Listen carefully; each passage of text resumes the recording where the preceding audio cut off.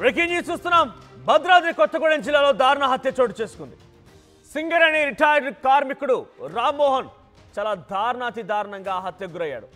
రామ్మోహన్ రావు తలపైన సుత్తితో కొట్టి చంపాడు ఓ దుండగుడు. ముందుగా మాస్క్ ధరించి ఇంట్లోకి చొరబడ్డాడు. అయితే అదే సమయానికి రామ్మోహన్ రావు తన భార్యతో కలిసి ఇంట్లో టిఫిన్ చేస్తూ ఉండగా డైరెక్ట్గా ఎంట్రీ ఇచ్చి సుత్తితో తలపై కొట్టడం మొదలుపెట్టాడు. హత్య తర్వాత ఆ నిందితుడు రామవరం వైపు పరారైపోయినట్టు తెలుస్తోంది. 6 నెలల క్రితమే సింగరేణి కార్మికుడిగా రిటైర్డ్ అయ్యాడు రామ్మోహన్ రావు. రిటైర్మెంట్ తర్వాత గణేష్ బస్తీలో ఇల్లు కొనుక్కున్నాడు. అయితే ప్రస్తుతానికి వివాహేతర సంబంధమే కారణంగా హత్య జరిగినట్టు అనుమానం వ్యక్తమవుతోంది. క్లూస్ టీమ్స్, డాగ్ స్క్వాడ్ ఆధారితంగా ప్రస్తుతానికి పోలీసు ఈ యొక్క కేసుని దర్యాప్తు కొనసాగిస్తూ ఉన్నారు. కేసు పలు కోణాల్లో విచారిస్తున్నారు పోలీసులు. నిందితుడి కోసం ప్రత్యేక బృందాలతో గాలింపు చర్యలు కూడా కొనసాగుతున్నాయి. మనకు పైన ఫోటోలో స్పెట్స్ ధరించినటువంటి వ్యక్తి రామ్మోహన్ రావు 6 నెలల క్రితమే సింగరేణి కార్మికుడిగా రిటైర్డ్ అయిపోయాడు. రిటైర్డ్ అయిపోయి గణేష్ బస్తీలో ఇల్లు కొనుక్కొని అక్కడే నివాసం ఉంటున్నాడు. కింద కనిపిస్తున్నటువంటి వ్యక్తి నిందితుడు. సో నిన్న సాయంత్రం రామ్మోహన్ రావు తన భార్యతో కలిసి టిఫిన్ చేస్తూ ఉండగా ఈ కింద కనిపించే ఫోటోలో ఉన్న వ్యక్తి నిందితుడు మాస్క్ ధరించి ఇంట్లోకి ఎంట్రీ ఇచ్చాడు. సో ఇంట్లోకి ఎంట్రీ ఇచ్చి టిఫిన్ చేస్తున్నటువంటి రామ్మోహన్ రావు తలపైన స్థితితో కొట్టి కొట్టి కొట్టి కొట్టి చాలా దారుణంగా ఆయన్ని హతమార్చాడు. అక్కడి నుంచి రామవరం వైపుగా పరారైపోయినట్టు తెలుస్తోంది. సో ప్రస్తుతానికి వివాహేతర సంబంధమే ఈ దారుణమైనటువంటి హత్యకు గల కారణంగా తెలుస్తోంది. పోలీసులు కూడా చాలా పెద్ద ఎత్తున పలు కోణాల విచారిస్తూ ఉన్నారు. So clues teams and dog squad సహాయంతో పోలీసు దర్యాప్తు కొనసాగుతోంది. నిందితుడిని ఇంకా అరెస్ట్ చేయాల్సి ఉంది. ఎక్కడికి పరారైపోయాడు ఏంటనే విషయంలో పోలీసులు చాలా క్లియర్గా ప్రతి అణువు కూడా అన్వేషిస్తూ ఉన్నారు. సో ప్రస్తుతానికి భద్రాద్రి కొత్తగూడెం జిల్లాలో ఈ ఘటన చోటు చేసుకుంది. భద్రాద్రి కొత్తగూడెం జిల్లాలోని గణేష్ బస్తీలో నివాసం ఉంటున్నటువంటి రామ్మోహన్ రావుని ఒక నిందితుడు చాలా దారుణంగా హతమార్చే ప్రయత్నం చేశాడు. ఎస్, మా ప్రతినిధి ఉదయ్ సిద్ధంగా ఉన్నారు. ఉదయ్, సో నిందితుడికి సంబంధించి డీటెయిల్స్ ఏంటి? అసలు నిందితుడికి రామ్మోహన్ రావుకి ఎటువంటి పరిచయం ఉంది? వారిద్దరి మధ్య ఎటువంటి సంబంధం ఉంది? ఇదొక ప్రీ ప్లాన్డ్ మర్డర్గా చూడాలా, లేదంటే అక్కడ జరిగిన సంఘటనకు సంబంధించి అలా రిటైర్డ్ అయిపోయాడు కాబట్టి ఇంట్లో నగదు లేదా ఇతరత్ర ఏదైనా వస్తువులు ఉండుంటాయి, దొంగతనం చేయొచ్చని నాకు ఆలోచనతో వెళ్ళాడా? అప్డేట్స్ ఏంటి? ఎస్ మనోజ్, భద్రాద్రి కొత్తగూడెం జిల్లా కేంద్రానికి చెందినటువంటి సింగరేణి రిటైర్డ్ ఉద్యోగి గుబ్బల రామ్మోహన్ రావు నిన్న రాత్రి 8:30 గంటల ప్రాంతంలో దారుణ హత్యకైతే గురయ్యారు. మనకి స్థానికులు అందుతున్నటువంటి సమాచారం ప్రకారం నిన్న రాత్రి 8:30 తర్వాత ఒక దుండగుడు ముసుగు ధరించి చేతిలో సుత్తి ధరించి నిన్న ఇంట్లోకి ప్రవేశించాడు. ఈ నేపథ్యంలోనే రామ్మోహన్ రావు తన భార్య సావిత్రి కలిసి టిఫిన్ చేసినటువంటి సమయంలో అకస్మాత్తుగా ఇంట్లోకి దుండగుడు ప్రవేశించాడు, చొరబడ్డారన్నటువంటి పరిస్థితులను గమనించిన తర్వాత వెంటనే అతన్ని అడ్డుకునే ప్రయత్నం చేశారు. ఎవరు అని ప్రశ్నించే ప్రయత్నం కూడా చేశారు. కానీ దుండగుడు అకస్మాత్తుగా రామ్మోహన్ రావుపై సుత్తితో దాడి చేసే ప్రయత్నం చేశారు. అతని నుంచి అతను అడ్డుకుంటూ ఇంటి బయటకు వచ్చే ప్రయత్నం చేశారు. అరుపులు కేకలు కూడా పెట్టారు. అప్పటికి స్థానికులు కూడా ఆ ఘటనను గమనిస్తున్నటువంటి పరిస్థితి కనిపిస్తుంది. అయితే ఇంటి ఆవరణలోనే సుత్తితో చాలా బలంగా రామ్మోహన్ రావు తలపై దాదాపు విచక్షణ రహితంగా 1 నుంచి 5 సార్ల వరకు తలపై మోదినట్లు మనకు సమాచారం. అయితే తీవ్రమైనటువంటి రక్తస్రావంతో అక్కడికక్కడే కుప్పకూలిపోయాడు రామ్మోహన్ రావు. భార్య సావిత్రి కూడా ఆ ఘటనను కళ్ళారా చూస్తూ అపస్మారక స్థితికి అయితే వెళ్ళిపోయింది. అయితే తీవ్రమైనటువంటి రక్తస్రావానికి గురై అక్కడికక్కడికే కుప్పకూలిపోయి అక్కడే మృతి చెందాడు రామ్మోహన్ రావు. అయితే అప్పటికే స్థానికులు ఆ ఘటనను గమనిస్తూ నిందితుడిని అడ్డుకునే ప్రయత్నం చేశాడు. నిందితుడు ఒక ద్విచక్ర వాహనంపై మరొక యువకుడి సహాయంతోనే ఘటనా ప్రదేశానికి చేరుకున్నట్లయితే సమాచారం అయితే అందుతుంది. అయితే తొలుత పోలీసులు కూడా సమాచారం అందుకొని ఘటనా ప్రదేశానికి చేరుకున్నారు. క్లూస్ టీమ్ తో పాటు ప్రత్యేక బృందాలతో కూడా ప్రస్తుతం నిందితుడి గురించి ఆచూకీ కోసం ప్రత్యేక బృందాలను కూడా ప్రస్తుతం రంగంలోకి దించాయి పోలీసులు. ప్రధానంగా కొత్తగూడెం డీఎస్పీ రెహమాన్ తో పాటు ఆయన పలువురు సిబ్బందిని కూడా ఈ అంశంపై పూర్తి స్థాయిలో దర్యాప్తు కోసం నియమించారు. అయితే నిందితుడు ఎవరు, ఆయన ఎందుకు ఈ అఘాత్యానికి పాల్పడిన అంశానికి సంబంధించి పూర్తి వివరాలు అయితే తెలియాల్సింది. అయితే నిందితుడు మరొక యువకుడి సహాయంతోనే ఈ ఘటనకు పాల్పడినట్టు తెలుస్తుంది. రామవరం వైపుగా వెళ్ళినట్లు అటు డాగ్ స్క్వాడ్ బృందాలు కూడా గుర్తించడంతో పోలీసులు అనేక కోణాల్లో ప్రస్తుతం దర్యాప్తు చేస్తున్నారు.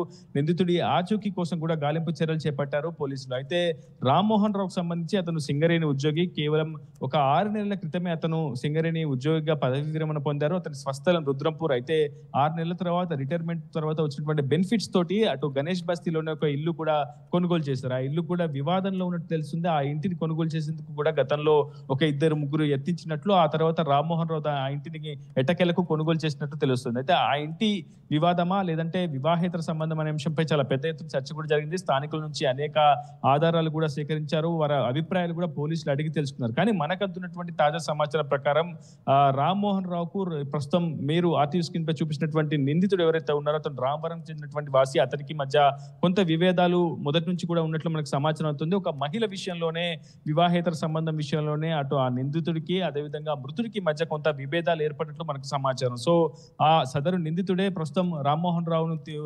విచక్షణరహితంగా దాడి చేసి హత్యకు పాల్పడినట్లు మనకు సమాచారం అవుతుంది. ప్రస్తుతం హంతకుడి కోసం కూడా పోలీసులు గాలింపు చర్యలు చేపట్టారు. అయితే మహిళకు సంబంధించి వివాహేతర సంబంధ నేపథ్యంలో ఆ సదరు నిందితుడికి అదేవిధంగా మృతుడికి మధ్య కొంతకాలంగా అభిప్రాయ విభేదాలు తలెత్తినటువంటి నేపథ్యంలోనే ఈ హత్య చోటు చేసుకున్నట్లు మనకు స్పష్టమైనటువంటి సమాచారం అవుతుంది. ప్రస్తుతం పోలీసులు మాత్రం అనేక కోణాల్లో దర్యాప్తు చేస్తున్నారు. ఎందుకంటే సింగరేణి ఉద్యోగి కావడం, అతని యొక్క కారుణ్య నియామకం కింద అతని ఉద్యోగాన్ని అతని కొడుకు ఇప్పించడం, అది గిట్టని వారికి ఎవరికైనా ఇబ్బంది తలెత్తిందా, సో అటువంటి ప్రయత్నాలు ఏమైనా చేశారా, అతన్ని తుదముట్టించడం ద్వారా ఎవరికి ఫలితం ఎక్కువగా కలుగుతుందనే అంశంపై అనేక కోణాల్లో పోలీసులు దర్యాప్తు చేస్తున్నారు. ఇంటి కొనుగోలుకు సంబంధించి ఏదైనా ఆస్తి తగాల విషయంలో కావచ్చు, ఇతరత్ర కారణాల చేత ఏమైనా ఈ హత్య జరిగిందా అనే ఆ కోణంలో కూడా ప్రస్తుతం కొత్తగూడెం పోలీసులు అయితే చెప్తున్నారు. ఏదేమైనప్పటికీ నిన్న జరిగినటువంటి ఈ ఘటనతో ఒక్కసారిగా గణేష్ బస్తీ ఏరియా వాసులతో కూడా ఆందోళన కలిగిందని చెప్పుకోవాలి. ఎందుకంటే ఒకసారి అటు గణేష్ అండ్ నిందితుడికి సంబంధించి గతంలో ఏమైనా తగాదాలు ఉన్నాయా, ఎప్పుడైనా ఎదురు పడ్డారా, అసలు ఏమైనా తగాదాలు జరిగాయా, గొడవ లాంటివి జరిగాయా? ఇప్పుడు తన భార్య ఏం చెప్తోంది, భార్య కూడా అదే స్పాట్ లో ఉంది కాబట్టి భార్య రియాక్షన్ ఏంటి?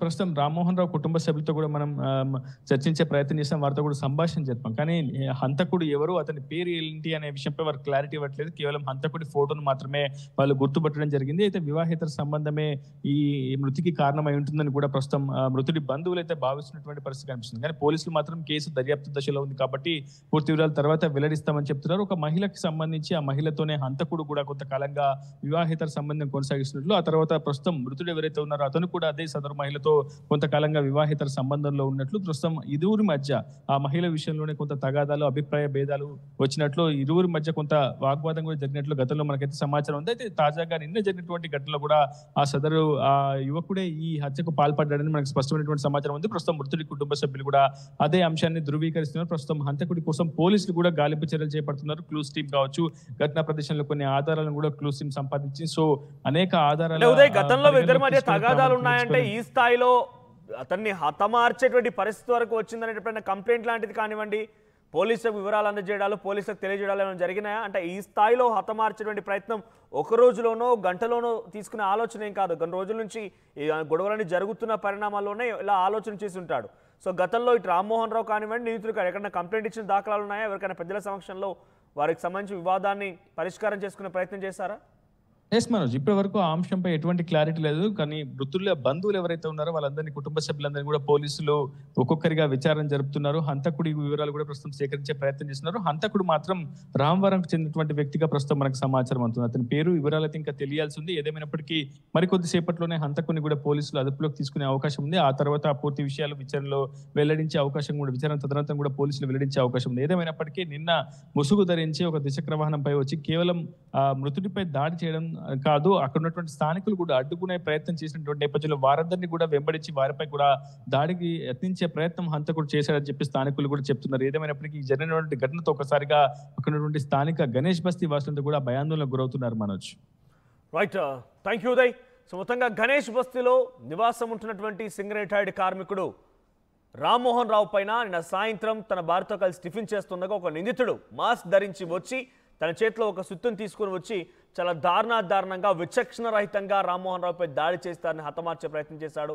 అటు పిమ్మట రామవరం వైపుగా ఆయన పరారైనట్టు తెలుస్తోంది. ప్రస్తుతం నిందితుని అదుపు తీసుకోవాల్సి ఉంది. పూర్తి స్థాయి వివరాలు, అసలు ఏం జరిగింది, ఎటువంటి కారణాలు ఉన్నాయి, ఇంకా ఏదైనా విభేదాలు ఉన్నాయా, ఈ ఇద్దరి మధ్య ఎటువంటి తగాదాలు ఉండేవి, ఎలా, ఇవన్నీ కూడా పోలీసులు పలు కోణాల్లో విచారిస్తూ ఉన్నారు. సో మొత్తంగా నిందితులైతే పరారులో నిందితుడిపై అరెస్ట్ చేసే అవకాశం కనబడుతుంది మధ్యాహ్నం కల్లా. అటు కుటుంబీకులు, బంధువులు కూడా రామ్మోహన్ రావు మృతి పట్ల తీవ్రమైనటువంటి కన్నీరు ముందుగా విలపిస్తూ ఉన్నారు. భార్య కళ్ళెదుటే తన భర్తని ఈ స్థాయిలో హతమార్చడాన్ని ఆ భార్య కనీసం జీర్ణించుకోలేకపోతోంది, గుండెలు పగిలేలా ఏడుస్తోంది. సో ఏదేమైనా రామ్మోహన్ రావు మరణానికి గల ప్రధాన కారణాన్ని పోలీసులు ఛేదించే పనిలో ఉన్నారు. ఈసారి కూడా టైంకే కన్స్ట్రక్షన్ చేసాం, బిల్డింగ్ కూడా స్ట్రాంగ్ చేసాం, క్లయింట్స్ ని సాటిస్ఫై చేసాం, గుడ్ విల్ కూడా ఇంప్రూవ్ చేసాం. ఏం చేసామో కాదు, ఇంకేం చేయాలో ఆలోచించండి. ఇంకేం చేయాలి? పెయింటింగ్ ఇంకా వేయలేదు, మర్చిపోయారా? అన్నీ బాగానే చేస్తున్నాం, పెయింటింగ్ దగ్గర మాత్రం ఫెయిల్ అవుతున్నాం. లాస్ట్ టైం పెయింట్స్ కోసం ఆ పెద్ద కంపెనీ దగ్గరికి వెళ్తే వాళ్ళ థర్డ్ పార్టీ కాంట్రాక్ట్ని అసైన్ చేశారు. వాళ్ళ 8 months డిలే, 20% ఓవర్ బడ్జెట్ కూడా అయింది. ఈసారి తప్పు అస్సలు చేయకూడదు. పెయింటింగ్స్ విషయంలో పర్ఫెక్ట్గా ప్లాన్ చేయాలి. ఏం చేద్దాం, పెయింట్స్ అప్లై చేసేది ఒకరు, అప్లై చేసేది ఇంకొకరు. వీళ్ళందరినీ డీల్ చేయడమే పెద్ద హెడేక్. అయితే ఇంక మనమే పెయింట్లు వేసుకోవాలి. లేదా పెయింటింగ్ ప్రాసెస్ మొత్తం చేసిచ్చి ఒక పర్ఫెక్ట్ పార్ట్నర్ అన్నా ఉండాలి. టెక్నో పెయింట్స్ లాగా. టెక్నో పెయింట్సా? ఎస్, నాకు కూడా రీసెంట్గానే తెలిసింది. పెయింట్స్ తేవడం నుంచి గోడ మీద వేయటం వరకు మొత్తం ఒకే టీం చూసుకుంటుంది. మిడిల్ మ్యాన్ ఉండరు. So no quality loss. 5,000+ skill పెయింటర్స్తో 1,250+ corporate projects, 26,000+ government schools paint చేశారు. అది కూడా all over India. Wow, third parties కూడా ఉంటారు కాబట్టి మనకు డెడ్ లైన్స్తో కూడా ప్రాబ్లం ఉండదు.